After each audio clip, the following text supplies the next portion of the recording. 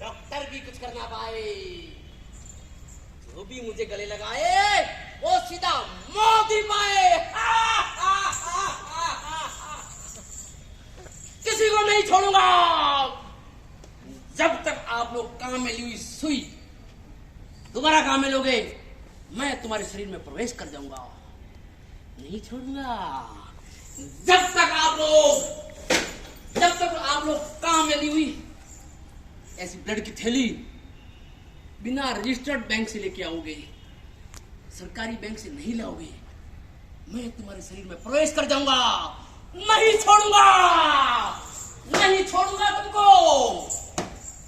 जब भी आप लोग यौन संबंध बनाते समय इसका काम नहीं लोगे, एक एक को खा जाऊंगा, नहीं छोड़ूंगा किसी को भी मैं।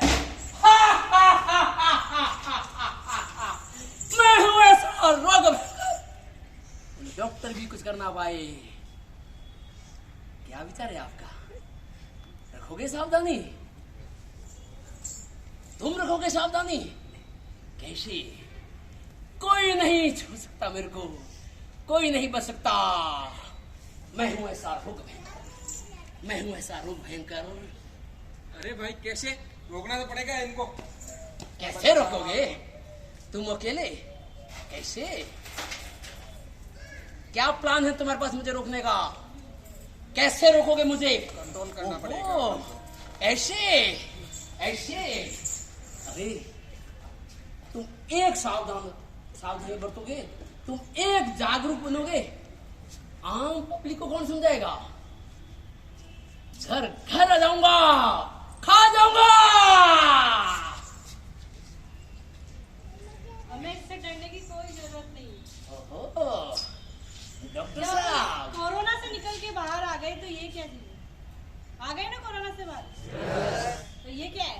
अरे उसका तो टीका बन गया है, मेरा कोई टीका नहीं बना है। कैसे बचाओगे अपने आप को? यूज में ली हुई इंजेक्शन है ना, इसको नहीं लेना है और इनको लेना है। जो पैक है, सील पैक है, उनको ही अपने को काम में लेना है। समझ में आ रही बात? इनको काम में लेना है, ठीक है? ये बात इस एक से नहीं पाला पड़ेगा।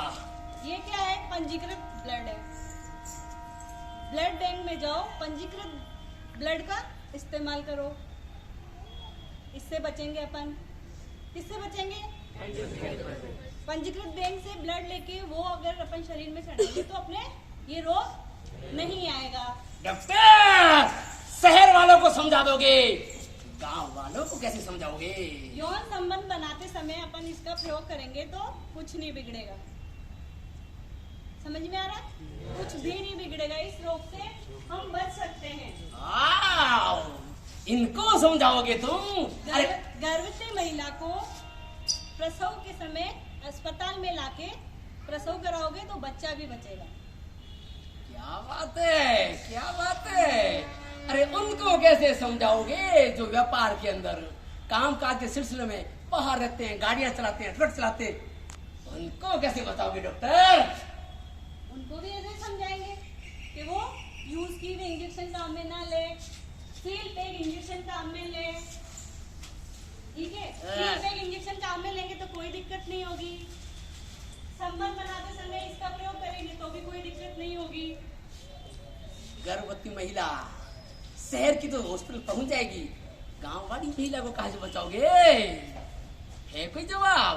गांव में भी अस्पताल है, नजदीक जो अस्पताल है वहां जाके करवाए डिलीवरी। ऐसे हम इस महामारी से बच सकते हैं, एड्स से बच सकते हैं। बहुत खूब, यानी कि मेरा प्रभाव खत्म, मैं होऊंगा कमजोर। ये सब लोग अपने को अपनी जिंदगी को बचाएंगे अपनी जिंदगी को बचाएंगे। इसके 4 कारण फैलने के हैं। ये कैसे फैलेगा? अगर आप कंडोम इस्तेमाल नहीं करोगे तो फैलेगा, काम में ली हुई इंजेक्शन लोगे काम में तो फैलेगा, ठीक है? दूसरा, गर्भवती महिला का ध्यान नहीं देंगे तो फैलेगा, और ब्लड संक्रमित ब्लड चढ़ाने से फैलेगा। और इनके जैसे फैलने के कारण है वैसे ही रोकने के कारण है। रोकेगा कैसे? ये वाला इंजेक्शन ये काम सील पे इंजेक्शन काम में लो तो नहीं फैलेगा। संक्रमित ब्लड की जगह पंजीकृत ब्लड बैंक से ब्लड लोगे तो भी नहीं फैलेगा। इसका इस्तेमाल करोगे तो भी नहीं फैलेगा। और गर्भवती महिला को अस्पताल में ले जाओगे, सुरक्षित बच्चा डिलीवरी करवाओगे तो भी नहीं फैलेगा, क्योंकि गर्भवती महिला को अस्पताल में लाने से होते ही बच्चे को एक दवाई दी जाती है, उससे पूरा चांस होता है कि बच्चे को भी HIV नहीं आए और बच्चे को 6 महीने तक ही दूध पिलाए, उसके आगे नहीं पिलाए और उसकी भी जांच कराते रहे। खात्मा पूरी तरह से मेरा खात्मा। बहुत अच्छे, बहुत बढ़िया। ठीक है डॉक्टर, यहाँ तो तुम हो, मैं कहीं और जाके फैलाऊंगा, छोड़ूंगा नहीं। और जिसकी ये बीमारी हो गई है वो जांच करवाए और ICT या ICT से ART जाए और वहाँ पे अपना इलाज ले, ताकि वो अपनी जिंदगी को आराम से जी सके। जैसे ये BP है, जिसके BP है वो भी दवाई ले रहे हैं, रोज ले रहे हैं। शुगर है वो भी दवाई ले रहे हैं ना। वैसे ही HIV की दवाई भी है, इंजेक्शन ही, इसका टीका नहीं है लेकिन दवाई तो है ना इसकी। तो दवाई के साथ अपन अपनी जिंदगी को आगे चला सकते हैं। इससे डरना नहीं है, घबराना नहीं है और अपने परिवार को सुरक्षित रखते हुए अपन इसके साथ आगे बढ़ सकते हैं। लेकिन सबसे पहले अपने को इससे बचना है और बचने के 4 कारण हैं, उनसे बचो।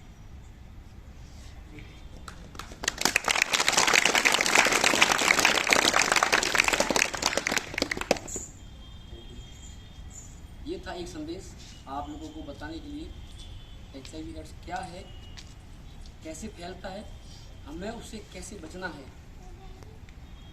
आप सब लोग अच्छी तरह से जानते हैं, समझते भी हैं, और कहीं कोई अगर शंका थी तो हमारे डॉक्टर साहब ने उस शंका आपको दूर कर दिया। आज आप लोगों के बीच आने का हमारा मेन उद्देश्य ये था, हमारे बाड़मेर का एक क्षेत्र विशेष है धोरी मन्ना। हर तीसरे चौथे दिन आप अपना पढ़ते होंगे आत्महत्याएं ज्यादा हो रही है। उसका कारण क्या है, उन कारणों का निवारण क्या है, थोड़ी सी बात मैं आपको बताना चाहता हूँ।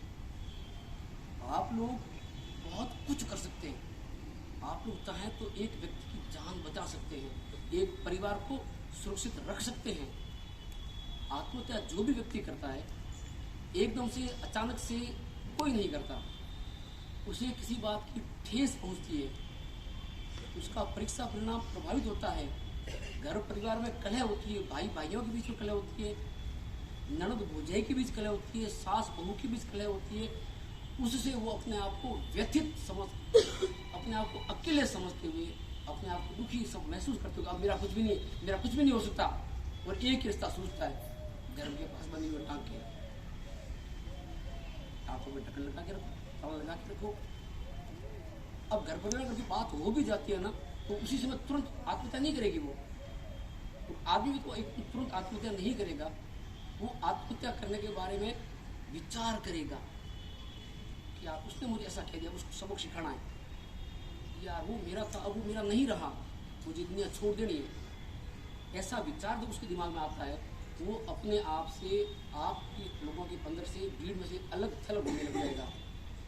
जैसे अभी आप सब आराम से बैठे बातचीत कर रहे हो, हंसी मजाक कर रहे हो, वो फिर ऐसा नहीं होगा, वो एक साइड में बैठेगा, तो उसकी आपकी कोई बात अच्छी नहीं लगेगी, वो आपसे हंसी मजाक करना बंद कर देगा, आपसे हंसी मजाक सहना बंद कर देगा। उस आप बड़े प्यार से उल्लास से समझ कि हुआ क्या है, और संसार में ऐसी कौन सी समस्या है जिसका समाधान नहीं है। हर समस्या का समाधान है, किसी में थोड़ा वक्त लगता है, किसी में तुरंत होता है। HIV कई टाइम से है, टीका नहीं बना, कोरोना अभी आया और आते उसका टीका बन गया। हमारे वैज्ञानिक भी बहुत अच्छे हैं, पर आत्महत्या रोकने के लिए आप लोग वैज्ञानिक हैं, आप लोगों को पता लगाना है किस व्यक्ति के दिमाग में ऐसा विचार आया है। उस विचार को पढ़ना है, समझना है अपनी साइकोलॉजी से, और वो साइकोलॉजी यही है कि वो जब अलग थलग रहने लग जाता है तो उसके विचार को आप समझो। फिर आदमी विचार के बाद वो प्लान करता है कि मुझे मरना कैसे है। मरने का कोई एक कारण है नहीं, कई तरीके हैं। कई लोग ट्रेन से आगे जाते हैं, कई लोग टाँके में कूदते हैं, कई लोग पेड़ से खेजड़ी से बड़े प्लान करता है। प्लान के साथ साथ वो अपनी मन पसंद किसी चीज को छोड़ देगा। जिसको चाय बहुत अच्छी लगती है, मान लो चाय पीना छोड़ देगा। तो उसने मन में सोच दिया कुछ भी नहीं है, मेरे को कहना है तो जाना क्या चीज़ है, छोड़ो बड़ी मार से, थोड़ा बड़ी उम्र का आदमी है तो वो अपने घर परिवार बच्चों के नाम वसीयत करेगा। मैं तो जा रहा हूँ कि बाबू में कोई बाद में झगड़ा करेंगे, मेरे बच्चे परेशान नहीं है तो इनके नाम की वसीयत कर दो। आपको उसमें सचेत होना है कि ये अचानक वसीयत क्यों कर रहा है, ये अचानक से खाना पीना क्यों छोड़ दिया है, ये अचानक बहकी बहकी बातें क्यों कर रहा है। या कल तो उसको बच्चा वो कह रहा था आज गोद में भी नहीं ले रहा है, या कल तो उस बच्चे से बिल्कुल बात नहीं कर रहा था आज वो हंस बात क्यों कर रहा है। ये छोटे छोटे पॉइंट आपके दिमाग में शेड करने हैं और उस व्यक्ति से मिलना है, भूलना है, हंसी मजाक करनी है, उसकी समस्या को लेना है। मैं आपके सामने हूँ, आप मुझे देख रहे हो, कितना जानते हो, बिल्कुल नहीं जानते। अभी तो आपने प्ले देखा, आपको अच्छा लगा, ये बहुत अच्छा प्ले किया। मैं भी इसी दौर से गुजर चुका हूँ, मैं भी आखिर तक कर नहीं पाया था और मैंने दो चीज़ों को अपना रखा था। मेरा एक मित्र है बहुत अच्छा, मेरे साथ लैब में काम करता था, त्रिभुवन सोनी नाम उसका, मैं उसे अपनी हर बात शेयर करता था और मैंने वो बात उसके साथ शेयर की। मैं यार ये डॉक्टर लोग मुझे थोड़ा तंग करते हैं यार, बिना मुझे मेरे को नोटिस दे दिया यार, एक काम चुरा दिया बेटा, कुछ भी काम नहीं कर रहा है और मैं 4 बाग संभाल के बैठा हूँ, तो चीज़ जांच करूँ, टाइम पर रिपोर्ट करूँ, फिर भी मेरे को नोटिस दिया और मैं तुम नहीं रहना, मैं इसके साथ छोड़ दूंगा। उसने बोला पागल हो गया क्या, ऐसा कौन सा व्यक्ति है जिसके काम के अंदर कमियाँ नहीं रहती, उसको नोटिस नहीं मिलती, सबको मिलते हैं। आप चिंता ही मत, आप अपना काम मस्ती से किए जाओ, एक दिन वही आएगा, यही डॉक्टर अपने आदमी को लेके आएगा, प्रेम जी इसकी जांच कर दो, ये मेरा आदमी है। आदमी के साथ नहीं हो रहा है, आदमी नहीं उठूंगा, बहुत प्यारा शिष्य हूँ, बट मेरे दिमाग से विचार आया। फिर उन्होंने बोला अपने डॉक्टर साहब है, डॉक्टर साहब से मिलो, भानु प्रताप जी, गिरीश जी बानिया, ओम प्रकाश जी डूडी, इन डॉक्टर साहब सलाह लो और कुछ तो ऐसे दिमाग में सलाह होती। मैं उनसे बात शेयर की, पहले वो भी हंसे, तुम्हारे जैसे आदमी अगर इसी बातें सोचेगा तो वास्तव में जो परेशान होगा वो क्या पता सोचेगा। तो मेरे साथ ऐसा हो गया, मेरे को बिना मतलब नोटिस दे दिया, मुझे नोटिस सहन नहीं हुआ, उन्होंने मुझे एक टैबलेट दी, केवल एक टैबलेट, रात को सोच से आप ले लेना। मैंने टैबलेट ली, मैं 11 बजे जगता हुआ, मैं क्या इस टैबलेट का असर क्या था, तो देखो नहीं लगेगी मेरे को, आप मानोगे नहीं, मेरा दिमाग एकदम हल्का हो गया। वो समस्या परेशानी नोटिस मुझे कुछ भी नहीं लगने लगा, मैं क्या सब व्यर्थ है यार, मैं ऐसा बात क्यों सोच रहा हूँ, मुझे आत्महत्या नहीं करनी, मुझे जिंदा रहना है अपने यार दोस्तों के लिए, घर परिवार के लिए, मरीजों के लिए। मैंने भी विचार त्याग दिया।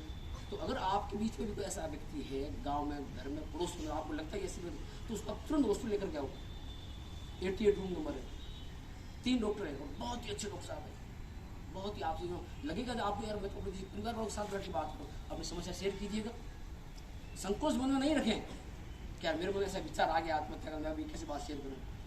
अरे सामने वाले भी इंसान है, आपको अच्छी राय तो देगा और आपके दिमाग में नेगेटिव आई है वो चीज़ हट जाएगी।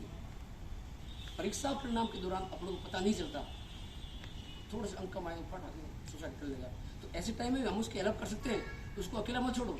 हमारा अपना जो भी दोस्त है उस दोस्त के साथ रहो, उठो बैठो, क्या हुआ थोड़े कम नंबर अगले साल पढ़ने के पास हो, खाली परीक्षा ही तो है, 1 साल ही तो बर्बाद हुआ है, बहुत बड़ी बात है, साल बर्बाद होना बहुत बड़ी बात है, बट जिंदगी से कहीं ज़्यादा नहीं है 1 साल, 6 बर्बाद हुआ, ट्राई कर लेगा, ये कौन समझाएगा, आप लोग। इसलिए मैंने सबसे निवेदन किया, सर प्लीज एक छोटा सा संदेश है, देखा जाए कोई बड़ी बात नहीं है, छोटी सी बात है, मैं यूँ भी आपको कह सकता था कि पहले आपका मनोरंजन होना बहुत जरूरी था, तो आपका दिमाग फ्रेश हल्का हो गया और मैं अपनी बात आपसे बात आराम से आपकी समझ में अच्छी तरह आएगी। हमें हर हाल में किसी का जीवन बचाना है, यही संदेश लेकर के हम मयूर ग्रामीण विकास संस्थान की तरफ से और हमारा ये NGO है, तो उसकी तरफ आपको संदेश दे रहे हैं। आप लोग कितना समझे हैं ये तो रिजल्ट आने को पता चलेगा। आपको और भी लोगों को समझाना है कि यार एक स्कीम को दिखाई, आपको भी थोड़ा बचना है, आत्महत्या को रोकना है, एड्स के प्रति जागरूक लाना है। आप विद्यार्थी स्टूडेंट हैं, बहुत अच्छा कर सकते हो। धन्यवाद आप